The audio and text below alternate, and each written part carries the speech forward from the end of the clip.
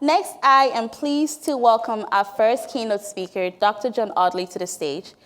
Dr. Audley has dedicated his professional life to promoting equitable and viable economies and communities and healthy natural systems.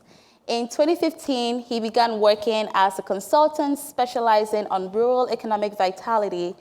And on behalf of the Oregon Business Council, he began to focus on forest and water management policies. And along with Duke University professor Martin Doyle, he co-authored Securing Oregon's Water Future in 2021.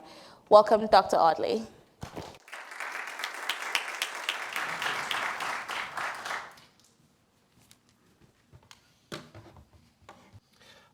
Thanks for the invitation. I'm very excited to be here. It's as a consultant for the past 8 years, my job more often than not is to not be seen, the evidence of my work not be part of the public discourse, be that lobbying, which I do for a living, but also the work that I did on behalf of the Oregon Business Council.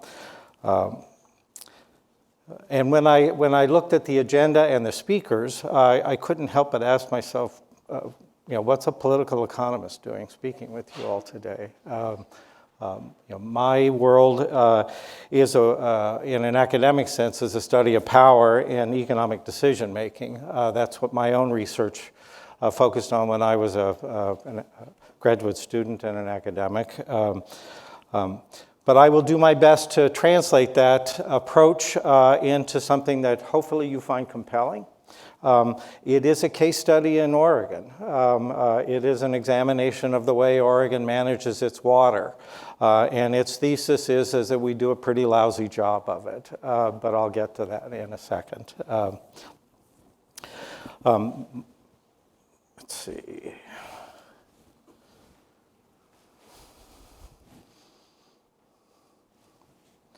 So who is the Oregon Business Council?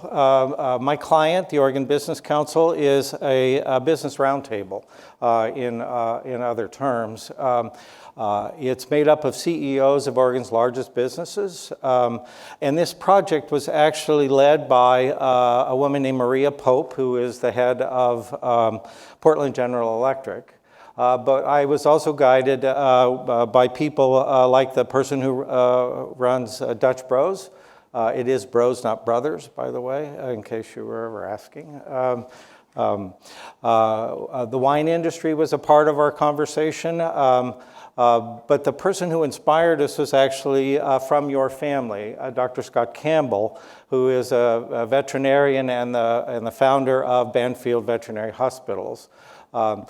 He has a very large ranch on the east side of the state in Silvies Valley. So between Burns and John Day, that valley there is Scott's. And you all, or your colleagues, have been a part of a very extensive effort by Scott to improve water management on his property, which he has done a tremendous job of in his own way. Scott's an amazing man. I hope you all have a chance to interact with him either on his property or as a member of your family. It was Scott, though, that compelled us to get involved in water, that us being the Oregon Business Council. We hired a smart guy, Martin Doyle. I don't know if you know him well. I didn't know him at all until we got to work together, but he's one of the nation's premier water scholars. He is presently on assignment with the Army Corps of Engineers, trying to help them solve dam management on the Mississippi and on the Snake River. So they gave him a couple of easy rivers to figure out. Let's see if he does it. In part, I think his focus on the Mississippi is because he was born and raised in Louisiana. But he spends an awful lot of time on the east side of the state, and so I have the pleasure of interacting with him beyond this study. My job was to make sure that Martin's work was relevant. he engaged many of your colleagues in conversations about the hydrology of Oregon's water systems. And I had the pleasure, in a sense, of listening to him geek out with your colleagues as he developed a keener understanding of Oregon's water systems. But my job was to make it relevant to the political system in which we were engaging, because our goal was to frame water management in a way that compelled leaders to take action. The question then is that we'll ask ourselves along the way is, how'd we do? If I were grading myself, I'd give me a C, but we'll see how that goes. I'll start with the punchline. These are our key findings. We accomplished these, we drew these conclusions after we interviewed about 88 members of the water stakeholder community. We did them one-on-one. We did them anonymously because we were trying to create an environment where they would have candid conversations with us about what is arguably, I mean, I've done forest policy also for the Oregon Business Council. You lose friends over water. That's all there is to it. And I lost a handful doing this project. People that actually helped me understand why water was so important. But I think in part because it is so important and because it is so valuable, that when you start to engage in a conversation about the way policy affects water management, you have some profound responses from friends and foes alike. As I mentioned to you, Martin spent a good bit of time interacting with other scholars to better understand Oregon's water hydrology. And then what we did then, we took this information and we produced this report, the focus being we felt that we needed to compel the governor to spend her political capital, at the time it was Governor Brown, her political capital on the politics of water management, because we just didn't think we could get the stakeholders out of their comfort zones, despite the fact that our goal was to improve water quality or water management. But as you can see, our conclusions aren't rocket science. And in many respects, as I'll talk about in a minute, these conclusions simply affirmed what folks had been thinking about. We tried to do it in a way that was compelling. We tried to do it in a way that moved policymakers to attempt to make policy. And we tried to do it in a way that spoke to both the goals and the concerns raised by our water stakeholder friends. I think at the time, and I think in today's, and it feels so long ago when we did this, but I think the one issue that came up, and I'll talk about again in a minute, is that the water services are increasingly costly for low income and some rural communities. I don't think that was as well appreciated when we started this, believe it or not. And it was a challenge for a business community to actually speak to that subject, because we worried that we were kind of talking about something about which we knew nothing as humans, as businesses. Because our members are Tillamook Creamery, Intel. These are the kinds of companies that make up our family of directors. Well, what we tried to do was we tried to first take the macro issues and present them in a way that would relate to, and you have to remember, these are policymakers. These are people whose part-time job, who make $33,000 a year as your state legislators. So and many of them had no working knowledge of water policy, the water quality issues that affect Oregon. So what we tried to do is take some macro issues and speak to them in a way that they could relate to. And Martin was familiar with an approach used by East Coast University, sorry, I can't remember which, but by saying if you live in Portland, climate change is going to make your weather like Sacramento or Pendleton like Reno. And this approach we hoped would then allow our target audience to better relate to what the climate effects would be in their own space. One of the things that we really wrestled with was Oregon as a state with actually a comparative advantage in water. How do you get that across? There's this map that presents in rough scale water volumes in the water systems across the country. You can see the Mississippi is the big one. But the Columbia River is an enormous source of water. And what we were trying to do is help folks understand first that Oregon does have a comparative advantage in water. That advantage is seasonal. All of our surface water is allocated, by the way, basically, except for a couple of seasons in the year. You'll get 200 inches of rain on the west side, but you get 20 inches of rain on the east side. So where you are matters. Increasingly, as you all, and I feel, I'm speaking to people who do this stuff for a living, but so pardon me when I get it wrong. It comes more in precipitation than snow these days. So how we store water has changed. But we still have a comparative advantage in water. And what we found ourselves saying is that Oregon doesn't have a water scarcity issue, it has a water management issue. Which was beginning to change the way people think about it, because I think I'm a student of the University of Arizona, and I did water quality issues along the U.S.-Mexico border years ago. A hydrologist named Simon Enjay said, look, we don't have a water problem in Arizona. We're not supposed to have any water. It's a desert. The 2/3 of the state of Oregon is a desert, as we were talking about over dinner last night. So what we were trying to help folks understand is we have a management issue more than we have a shortage issue. We're over-allocated.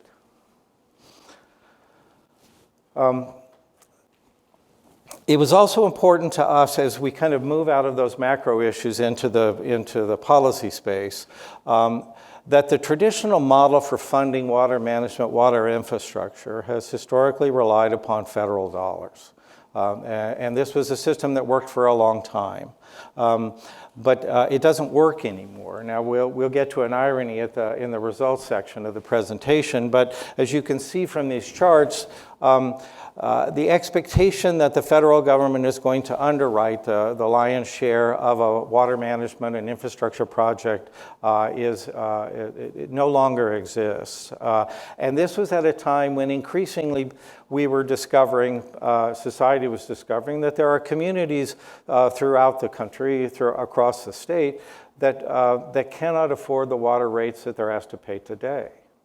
And if you're a utility trying to expand water services and your customers can't rate base, you can't pay for an expansion of water services, you find yourself in a real conundrum.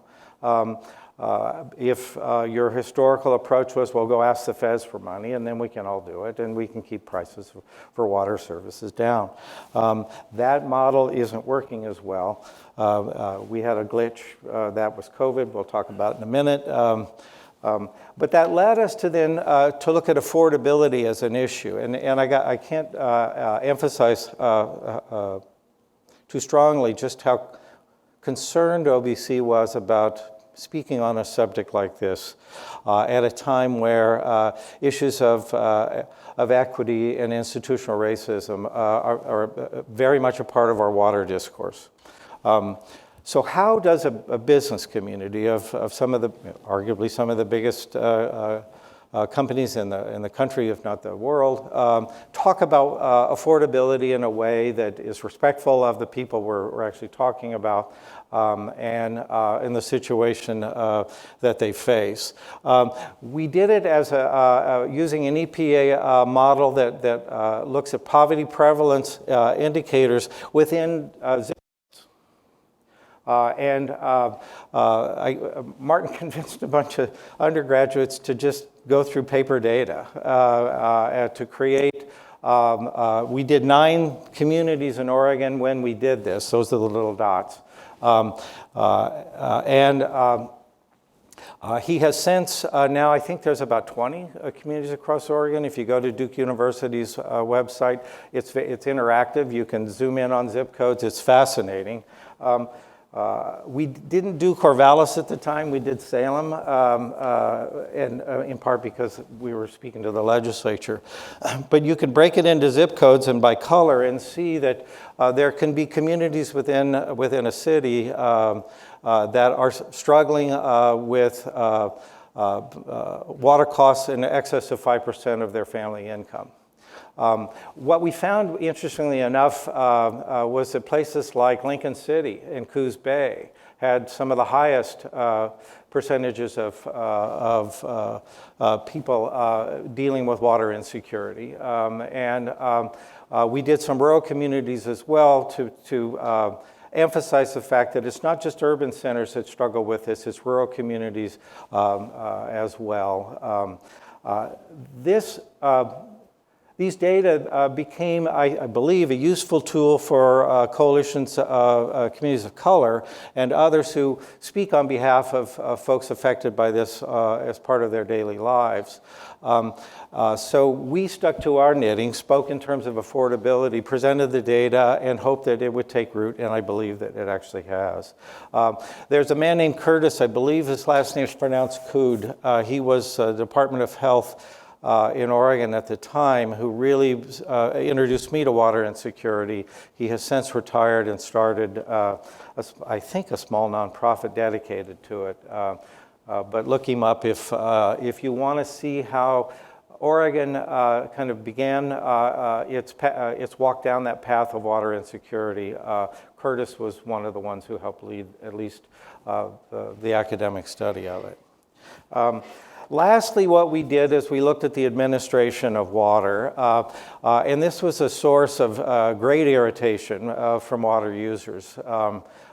This is an image to show you how many agencies, federal and state, are involved in collecting and recording water data.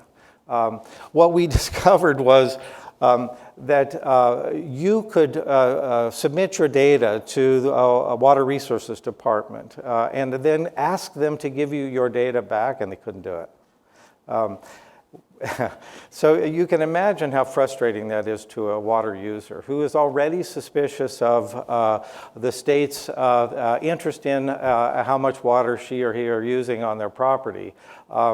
But it's also frustrating to the advocate who wants to use those data as a way to watchdog others' behavior. I mean, that's their job. Water Watch does a great job of that in Oregon, much to the frustration of the water users. But again, that's what they do. But if you can imagine that this is the world in which you're submitting your data, and somehow it's supposed to be used in some meaningful fashion. I have land in Florida to show you. The other thing that we looked at is the vehicle that actually resolves water permitting and water use, and that's the domain of Water Resource Department in Oregon. It's a process of issuing permits and then protesting that. So it's set up for an adversarial approach. It was done at a time when I think the presumption was that Oregon had a whole lot more water, and water enough that we didn't need to worry about it. But as you can see, and what we discovered is that there were some protests that were 25 years old. So if you, our favorite example was a pit fruit farmer in Hood River who wanted to ask for a permit for a different use of water on his property. And he died before the state resolved his dispute. They could not sell the land because the dispute made it difficult to sell. But at the same time, that's a water user. You can find examples where environmental advocates wrestled with delays created by the permitting process. This was an exercise where Martin basically sat down with Tom Byler, then the man who ran WRD, and Tom walked him through all those data to come up with that chart. I've seen the results of this work repeated a number of times since. But we underscored the fact that the way we manage water at an administrative level, regardless of your point of view, of the issue really made it difficult to make intelligent, informed water management decisions. So we presented this, wait a minute, I wanted to share something from the original report. Our overall conclusion was that Oregon faces challenges in water resource in the coming decades, commensurate with changing climate, particularly with impacts associated with loss of snowpack and the precipitation shifts from snow to rain at high altitude.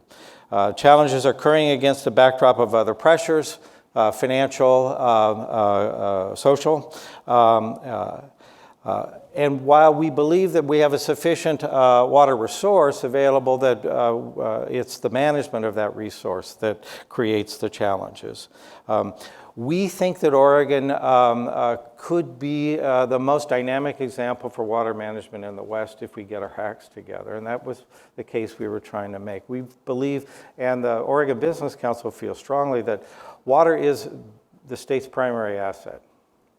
And if we figure this out, not only can we expand our economic output, but we can do it in a way that improves the health of natural systems and respects the cultural priorities and social pleasures that people get from enjoying Oregon's water. We presented this, though, this was all done in COVID. I mean, we did 88 interviews and never saw anybody in person. Martin and I became very good friends and hadn't met for a couple of years. That's not a good environment to do this kind of research. You don't have the opportunity, and the dean mentioned it in his opening remarks, to actually develop the kinds of relationships necessary to deal with a tricky subject like this. In my own academic research, when I was an academic, and I don't pretend to be one these days, I called it social capital. I did it in a policy space on a different subject matter. But you need to be able to engage in difficult conversations with people in the hope that they're willing to hear what you have to say, whether or not they agree with it, so you can try and make things happen. When we released this information, I was shocked at the response that water users directed towards us in a fairly hostile fashion. And many of them, former or prominent members of Oregon's business community. We felt it was important to do. We went forward with it. In the hopes that we would have the impact to start a conversation. And I'm pleased to say that with our work and work done by a whole lot of other folks, because we weren't alone in doing this stuff. Over the past couple of years, Oregon actually has made some pretty important steps towards improving its water management.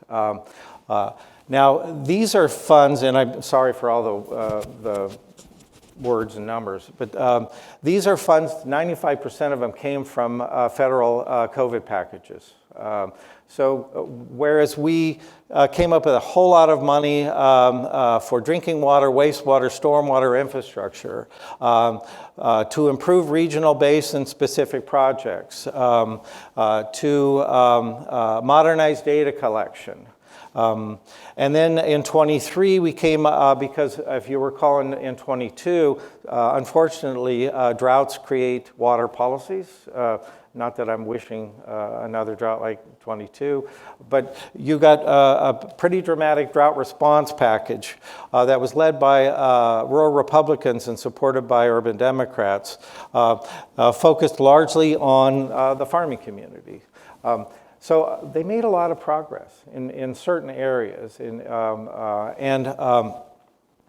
the meantime, two legislators have kind of surfaced as the most significant legislators in the policy water space in Oregon.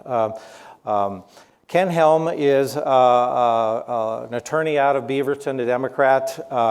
Because the Democrats have been in charge of the House for quite some time in Oregon, he's been the chair of relevant committees with jurisdiction over water policy. But his partner in crime is a hay farmer from Harney County named Mark Owens. Mark is an amazing man who is willing to say things to his colleagues that they don't necessarily want to hear. But in the process of doing so, Mark arguably has become the intellectual lead in a discussion of water in Oregon.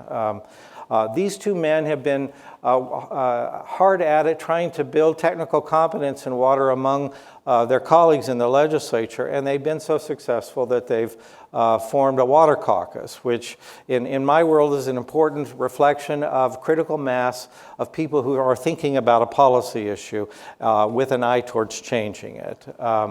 We had quite an influx of new legislators 2 sessions ago. From this body of legislators, they created a caucus of about 30-some people. Now, 30 is 1/3 of the Oregon legislature. So we're getting there in terms of people who are paying attention to water and want to try and do something. This is an important reflection of progress. By the way, the data management and collection is Duke University actually got the contract to produce the dashboard for the state, and they're almost finished with that. Perhaps Martin was rewarded for his hard work or the suffering he did from his critics once he got out here. But where they had a hard time, though, was on the policies that actually address how water is administered, the decision-making processes. They did invest a fair amount of money in the permitting process and got the backlog down quite a bit, but then it climbed back up again, so it's pretty much in the same place it was when we started this thing back in 21.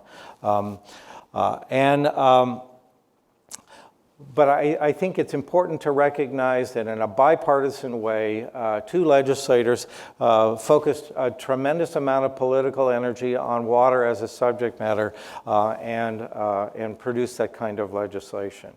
Now,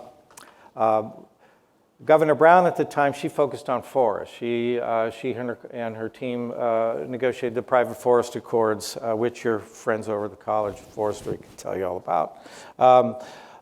So we really didn't get the political leverage that we hoped we would get. To oversimplify, what we wanted was we wanted 10 big water users to get in a room with a handful of environmentalists and other stakeholders and pound out some new legislation. We didn't get that.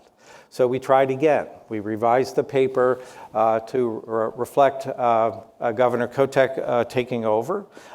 She continued the focus on water by authorizing a legislative body to focus on it. Speaker Rayfield, who's now, as of last night, for all practical purposes, our Attorney General to be, he sanctioned this effort, and actually just recently they made Mark and Ken, Representatives Helm and Ohm, co-chairs of the committee with jurisdiction over water as a reflection of the importance of a bipartisan approach in an era where the Democrats did not have to do that. But we were stuck. We weren't getting anywhere. We weren't making the progress on the policy issues that mattered. And so a former colleague of yours, Governor Kotek's natural resource advisor, a man named Jeff Huntington, he asked 4 attorneys. One of was Dave Philippi, the guy who helped me understand this stuff. He's an attorney at Stoll Reeves. There weren't any of OSU folks there. Adele Amos from your colleagues over in Eugene was part of this. But they reviewed about 20 different studies and tried to reach a set of conclusions that they hoped would compel Governor Kotek to take action where the legislature left off. They came up with 6. 4 of their 6. The need for efficient collection, sharing, and use of high-quality water data, that was one of our 4. Robust coordinated water planning at a regional level, that was another. less rigid, more efficient water rights administration. That is a more polite way of saying that your administration of water management is horrible. They added Native Americans, which we considered, but because we didn't have a healthy enough relationship with the Native American community in Oregon. We spent a lot of time talking with Darrell Kalika from Warm Springs, who works at the Affiliated Tribes of Northwest Indians, an amazing woman if you don't know her and would like to get the insights of Oregon's tribal nations on water. She's a good place to start. I see you nodding, sir. The thing that you learn, as I've learned over the years about working with tribes and working with it's the same as, say, with counties. When you've talked to one tribe, you've talked to one tribe. You have to be very careful about generalizing. In fact, just don't do that. So they added Native Americans, which we fully endorsed, and they maintained the focus on water security and equitable access to water resources. That was our fourth leg in our pillars. And then they added funding, which was a difficult pill for the Business Council to argue, because it's arguing that we spend too much tax dollars on things anyway, so we couldn't make a recommendation about increasing the budget of a state agency, even though I thought that made a hell of a lot of sense. So after all that time and all that energy, we find ourselves really with the same set of recommendations that we produced a couple of years ago, that others have come up with as well. But what we do have is greater awareness among legislators, arguably a critical mass of legislators who might take action. And Jeff's goal, namely to convince Governor Kotek, and I don't want to go too far here because you always have to be careful, and I'm not putting words in Jeff's mouth. Will Governor Kotek use some of her limited political capital to help us make progress on water management? Well, she gave them the green light to go forward. And so where we are now is state capital. The recommendations that those four attorneys made are now guiding Jeff and his team as they interact with stakeholders and the Oregon legislature to come up with a narrow package of legislation for 2025. Jeff talks about four things. We'll see whether it's 4 or 6 or 2 or whatever, but in essence, and he's modified it to talk about the resiliency of Oregon's ecosystems in the context of water, which I think makes a heck of a lot of sense. But the question now is that what combination of issues will they pick? And then can you bundle them together in a way that allocates pain and pleasure among all of the stakeholders? Because you're going to make them mad, you're going to make some of them happy. Bruce Babbitt said this years ago. I'm from Arizona. As long as they're all pissed off at me when it's over, I'm doing pretty well. So what we're hoping is that the package will be sufficient to actually move the needle on water management and be capable of overcoming the political opposition that we know we're going to face. I'm off script here in the sense of offering specific recommendations because my client, the Oregon Business Council, does not feel it's in any position to say these are the 4 or these are the 6 that should that needs to come from a conversation with the people affected daily.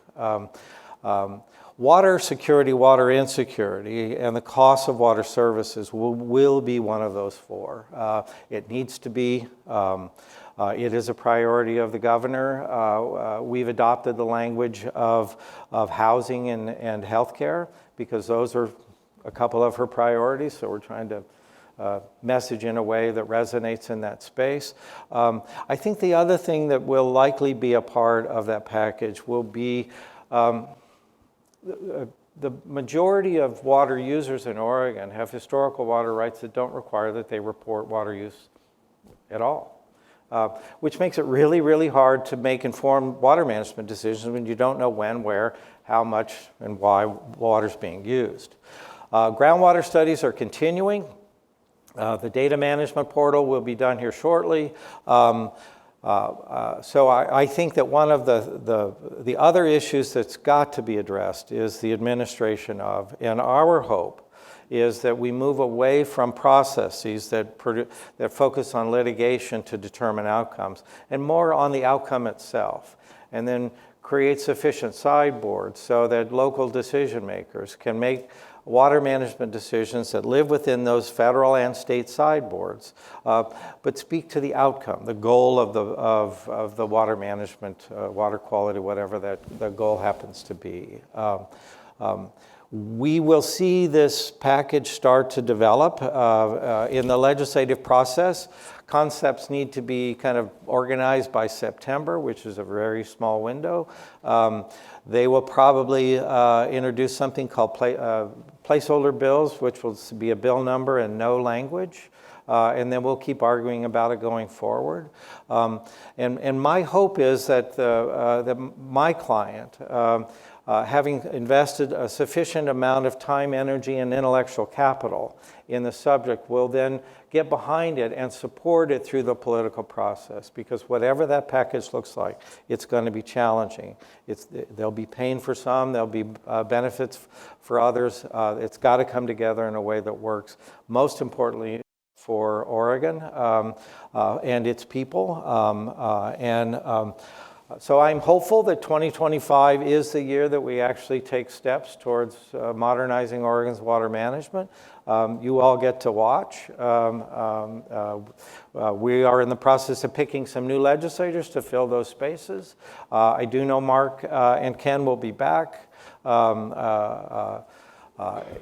Jeff and the governor's team is all organized. The water stakeholders are ready. My fingers are crossed. I hope we get there. I don't know how I'm doing on time, but okay, I'm doing okay. So I think I'll wrap it up there. If you would like to reach me, that's how you get me. I apologize, I can't stick around. I'm heading to DC to talk about housing for another client. If you'd like to get a hold of Martin, who is infinitely smarter than I am, then let me know and I'll make the introductions.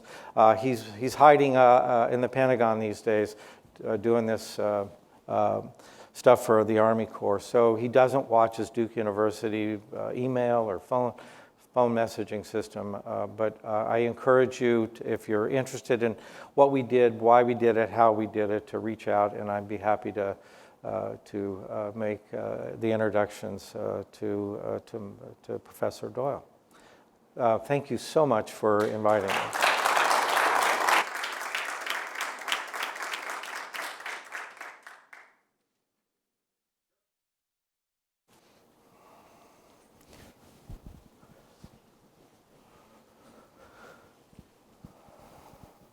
Thank you, John, for that interesting overview. Really happy you were able to come here and give us this overview. Thank you. That was I was pleasantly surprised when you contacted me.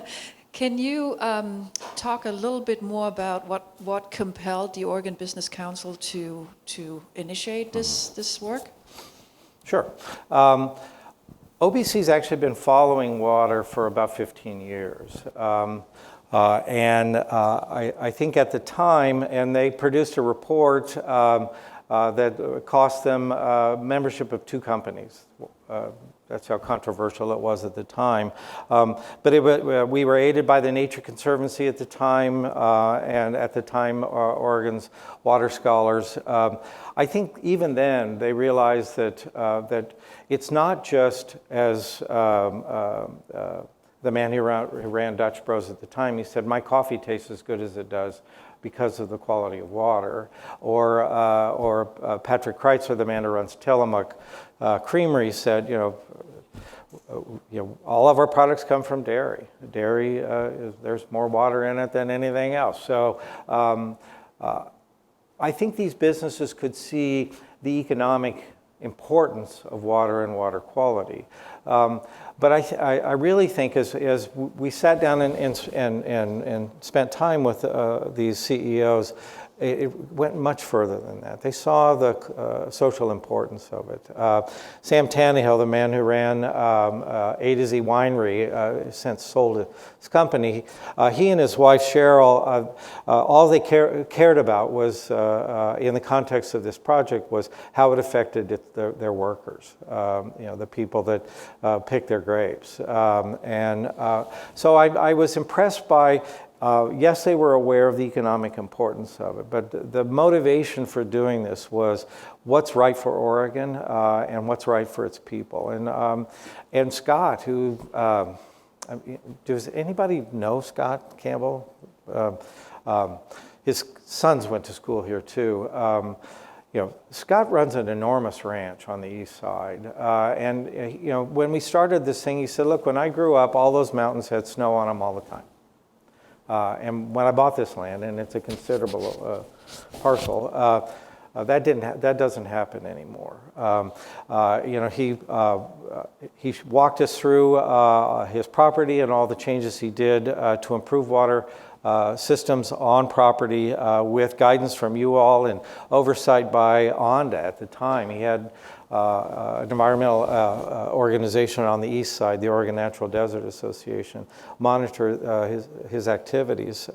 Scott inspired us, I have to admit.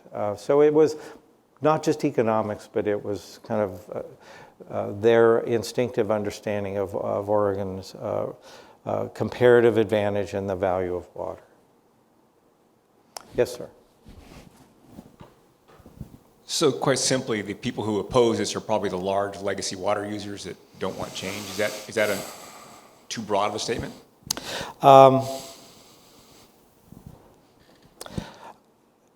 The simple answer is yes, it is too broad. So I'm going to try and rephrase it. I think it's, as I mentioned, I think it's 65% of water use in Oregon is not reported because of the permitting. Goes back far enough where they aren't required to. All the utilities, by the way, all of the irrigation districts, they all report water use. I think they have, first of all, a natural suspicion of what a government wants to do with those data. And they feel vindicated in their suspicion because of things that have happened to them over time. I mean, if you've got a permitting system where you say, well, I want to change my diversion point, I'm still in the same watershed, and it takes 10 years to figure that out, that's not, there's a concern there. They are also concerned that the data that is used by advocates in the protest process takes advantage of a system. So they bring natural suspicions to it. But I think, and Mark is a great example. Through his behavior, I mean, he grows hay in the desert. And he ships it to Asia. And because the port of Portland is a little challenged in this respect, he uses empty FedEx trucks that take it to California ports. He has increased his yield by 20%, decreases water use by 15% because he uses NASA data now to help him on an acre-by-acre basis to determine water. And so he's changed the center pivots so that he reduces water. We've done some fantastic presentations. There's a man named Zakaria up in the Hermiston area that is one of the world's leading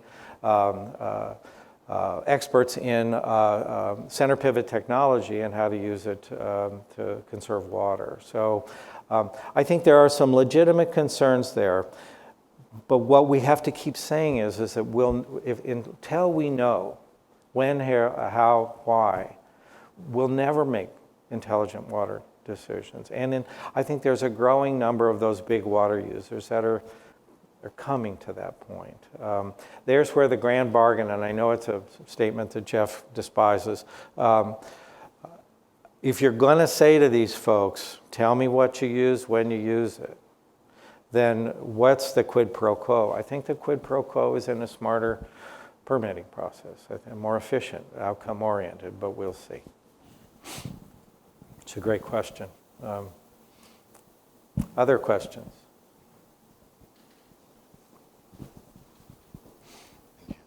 Hi, I'm Eric Hook from UCLA. By the way, a lot of the challenges that you laid out, statewide permitting, regulatory, the quagmire of government agencies, it's the same in California. Yes, It's much the same in you can't most say that places. very often up here because Oregon hates to be compared to California. So just be Yeah, good news, bad news. What I was wondering, I got a news article this morning about somebody is projecting that the U.S. water infrastructure has outdated security systems, computer, based technologies, and that the water utilities could be used as weapons of mass destruction effectively by foreign terrorist organizations. Just wondering what was the level of discourse about cybersecurity and in the water utility sector? in this project. Yeah. None. Martin brings a national lens, and we're aware of the potentials at the time, but felt like we needed to discipline ourselves and focus in on a narrow field. So we parked it for good or for bad. I think in Oregon, I think to the extent that we think about infrastructure, security issues, we are primarily interested in energy generation right now. And whether we get to water, Lord knows, because we can't build transmission lines, but then again, neither can you. So. But I wish we had, but we just had to put sideboards up so we could get the damn thing done.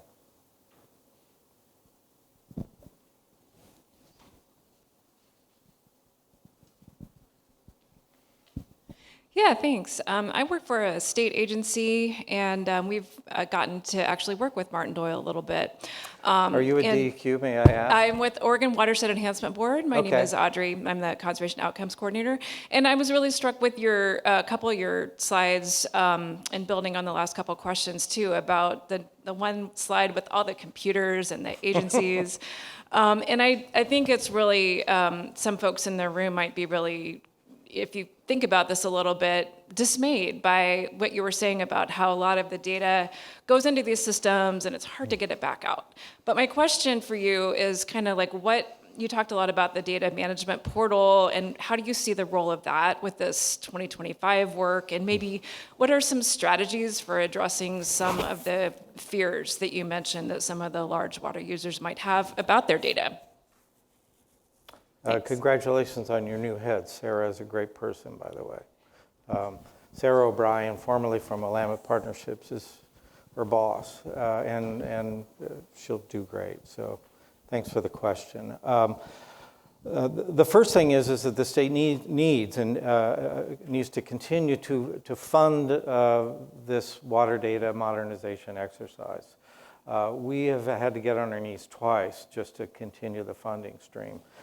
Not something you're unfamiliar with as a state agency, but so fund the damn thing and get it done. So that when Scott Campbell reports his water use, that he sends it through one portal and it goes to all the agencies, not call you guys, call WRD, call ODF and W. You're sending them the same data. Get that organized. So I think in the process that will help improve people's comfort level with sharing those data. The other thing they've got to be comfortable with, though, is that those data will be more publicly available, that it'll be easier for watchdog organizations to get at. And a question that they're still wrestling with is will the data be attributed to the water user, or will it simply be aggregated data? So how much information?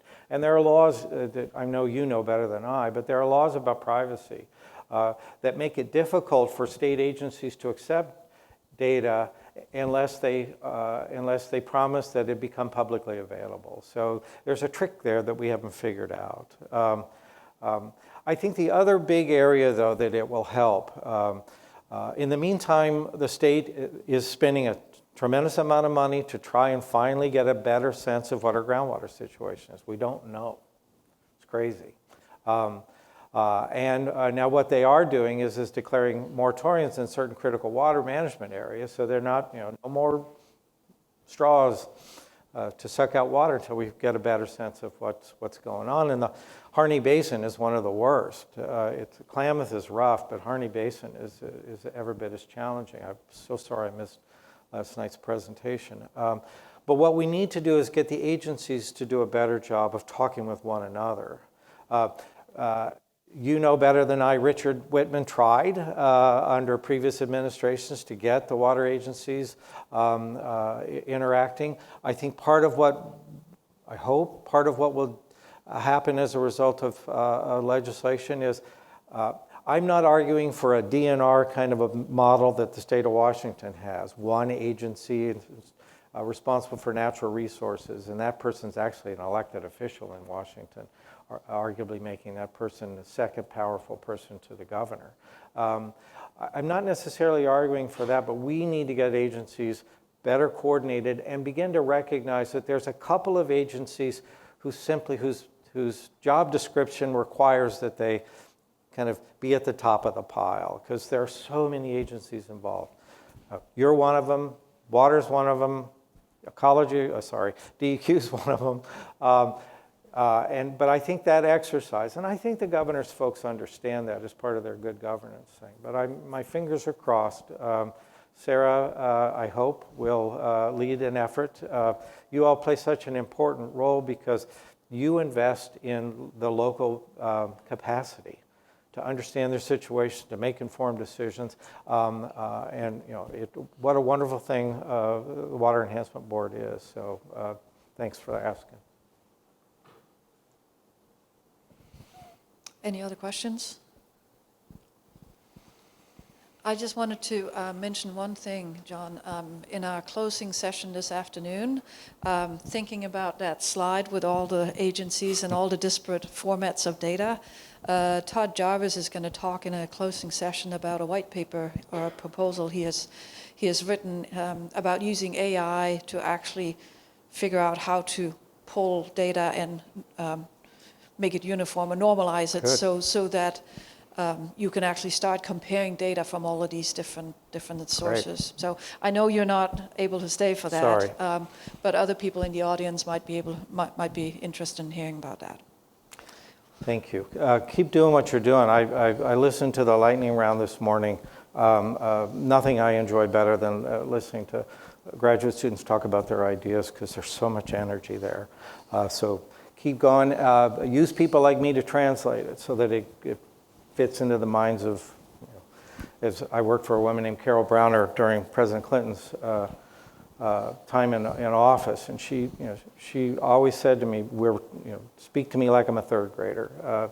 How do you translate this stuff into a way that a broader audience can understand it? Because what you are doing is so important, because it keeps you focused on actually the content as opposed to the rhetoric or the perceptions. So I applaud all the graduate. Are you all graduate students? Okay, you better be, because the stuff you were doing I can't even pronounce.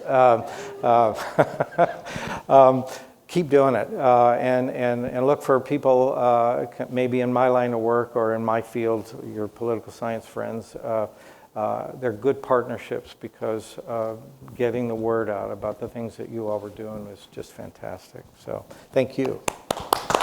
Thank you, John. Thanks. Take care.